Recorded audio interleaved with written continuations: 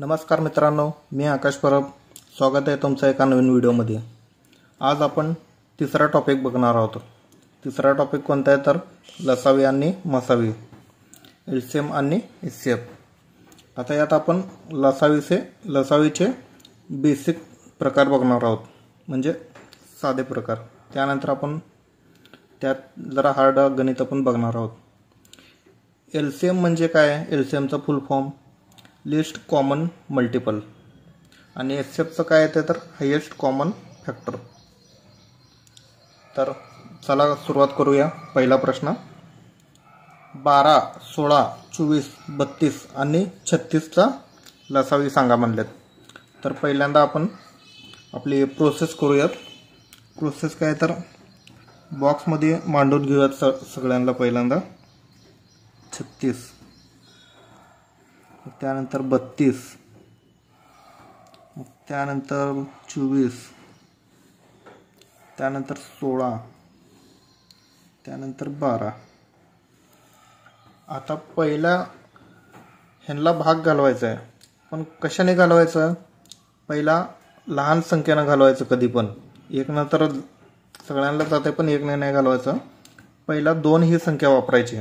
2नी भाग जात असेल तर 2नीच घालवायचं, नसेल जात तर 3 घालवायचं. मग आता 2ने जाते भाग, 2ने आपण भाग घालू सगळ्यांचा. आता बेसंग 12, 2 8 16, 12 2 24, 16 2 32 आणि 18 2 36. आता परत 2ने भाग जात आहे. परत 2चा हे पाडा म्हणूयात आपण. 2 त्रिकम 6, 2 चौक 8, 12 आपलं बेसंग 12 आणि 2 8 16, 2 9 18. हे परत हे जे फोड झालेले आहे. अजून एकदा इथं असं तुम्ही कन्फ्यूज होऊ नये म्हणून असं रेषा मारून घेऊ शकता. आता परत 2ने भाग जातो, आपण ह्याला नाही जात, याला नाही जात. मग त्यामुळे ही संख्या आहे तसे खाली येणार. परत 2नेच भाग घालवायचा आहे.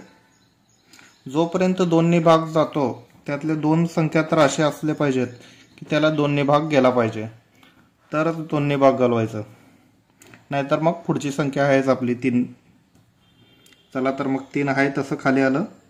2 2 4, 2 त्रिकम 6, 2 चौक 8, 9 आहे तसं खाली येणार. आता मग 3 भाग घालूया यांना. 2ने भाग जातो, इथं पण जातो, इथं पण जातो. 2नेच भाग घालू. 3 आहे तसं खाली आलं. 2 कम 2, 3 परत खाली आलं. हे आहे तसं. 2 2 4, 9 आहे तसं खाली आलं.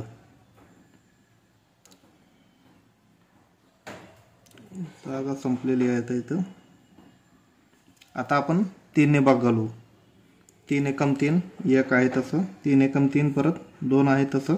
3 त्रिकम 9. आता पूर्ण भाग गेलेला आहे सर्वांचा. आता ह्याला म्हणजे 2 वेगवेगळ्या प्रकारमध्ये डिवाइड करून त्यांचा गुणाकार करायचा. आता 3 2 6, 6 त्रिकम 18, 18 2 36. आता इथं आलं 36, इथवर आलं 36. आता इथून 2 2 4, 4 2 8 गुणिले 8, 36 गुणिले 8. आता 6 8 48 ला 8, 48 4, 8 त्रिकम 24 आणि हे 4 28. म्हणजे 288 आपलं उत्तर आलेलं आहे. चला तर मग दुसरा प्रश्न बघूयात आपण. दुसरा प्रश्न आहे 8, 9, 12 आणि 15चा लसावी काढा. तर याचं उत्तर तुम्ही मला कमेंटमध्ये सांगायचं आहे. सेम ही प्रोसेस मांडून घ्यायचं आहे चौकोन बॉक्स करून. कारण की ह्याच्यामुळं तुम्ही काय होणार आहेत माहिती आहे का? कन्फ्यूज नाही होणार. म्हणजे कुठल्या संख्येला भाग गेला, कुठल्या संख्येला नाही गेला, ह्यामध्ये कन्फ्यूज नाही होणार तुम्ही. त्यामुळं पहिल्यांदा असं बॉक्स काढून घ्यायचं. तिसरा प्रश्नसुद्धा तुमच्यासाठीच आहे. 147, 55, 88 आणि 13चा लसावी काढून मला उत्तर कमेंटमध्ये सांगायचं आहे. चला तर मग चौथा प्रश्न बघूयात आपण.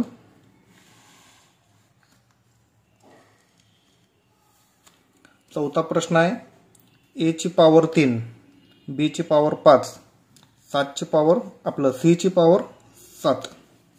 आता दुसऱ्या कंसात ए ची पॉवर 2, बी ची पॉवर 6, डी ची पॉवर 3. तिसऱ्या कंसात आता ए ची पॉवर 4, बी ची पॉवर 4, ई ची पॉवर पण 4. तर यांचा लसावी विचारलेत आपल्याला. तर आता इथं नोट काय दिलेत. नोट म्हणजे काय, तर त्याचा महत्त्वाचा भाग असतो तो पॉवर जास्त असलेली संख्या घेणे. मग आता ह्या क्वेश्चनसाठी ही सूत्र लागू होत आहे. म्हणजे ज्याची पॉवर जास्त आहे या तिन्ही ह्याच्यामध्ये ती संख्या घेणे. आता कॉमन काय काय इथं ए कॉमन आहे, इथं पण आहे, इथं पण आहे, इथं पण आहे. मग आता पॉवर कुठल्या एची जास्त आहे, तिसऱ्या कंसातल्या एची जास्त आहे, पॉवर 4 आहे. मग आपण काय करणार आहोत, इथं ए ची पॉवर 4 हे आलं पहिल्यांदा. आता एचा संबंध संपलेला आहे. मग आता बी कडे बघूया आपण. बी इथं पण आहे, इथं पण आहे, इथं पण आहे. मग आता बी ची पॉवर जास्त कोणत्या कंसामध्ये आहे, तर ह्याच्यामध्ये दुसऱ्या कंसामध्ये बी ची पॉवर 6 आहे इथं. मग हे आपण घेणार आहोत बी ची पॉवर 6. आता तिसरा, मग आता ह्याच्यामध्ये कॉमन उरलेलं नाही आहे कायच.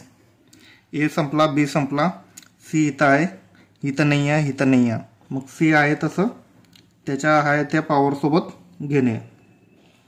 इथं डी आहे, डीला पण सेम तसंच घ्यावं लागेल, कारण की डी पण या दोन्ही कंसात नाही आहे, फक्त याच कंसात आहे डी. मग डी ची पॉवर 3 आणि ई पण सेम तेच आहे 4, ई ची पॉवर 4. हे आपलं उत्तर असणार आहे.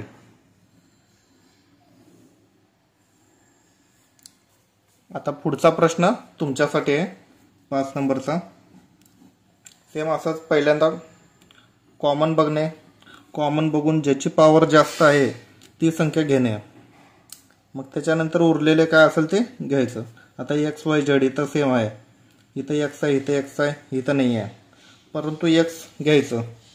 मग इथं झेड आहे, इथं झेड आहे, इथं झेड आहे, हे घ्यायचं. मग इथलं वाय इथं पण आहे, इथला वाय घ्यायचं. मग पी इथं एकच आहे, क्यू इथंच आहे फक्त. असं करून तुम्ही सोडून उत्तर मला कमेंटमध्ये सांगायचं आहे.